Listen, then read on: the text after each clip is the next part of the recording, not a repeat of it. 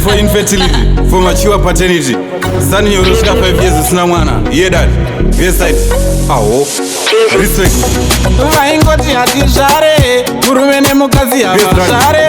Yeah dad. Hatizvare, hazvinasi tatozvare.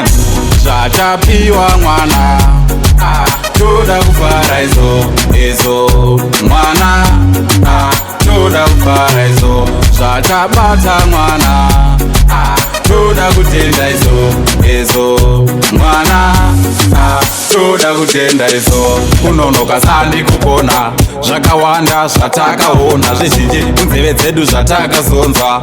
Rwendo rwacho rwatakafamba rurefu, vaingova kwira isusu tichitsika, kundobatsirwa tichienda nemutaka, tichifunga zvimwe ungabude mukaka. Vazhinji vacho vamwe vainge vakatimaka. Zvatapiwa mwana, toda kufara izo mwana, toda kufara izo.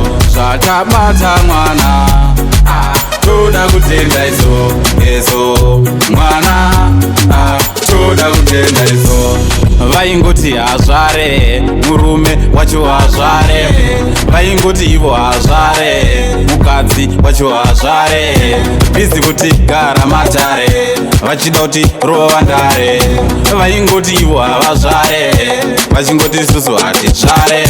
Zvatapiwa mwana, toda kufara izo mwana, toda kufara izo. Zvatabata mwana, toda kutenda izo mwana, toda kutenda izo. Kunonoka sandi kupona, zvakawanda zvatakaona, zvizhinji munzeve dzedu zvatakazonzwa. Rwendo rwacho rwatakafamba rurefu, vaingova kwira isusu tichitsika, kundobatsirwa tichienda nemutaka, tichifunga zvimwe ungabude mukaka. Vazhinji vacho vamwe vainge vakatimaka. Zvatapiwa mwana, toda kufara izo mwana, toda kufara izo. Zvatabata mwana, toda kutenda izo mwana, toda kutenda izo.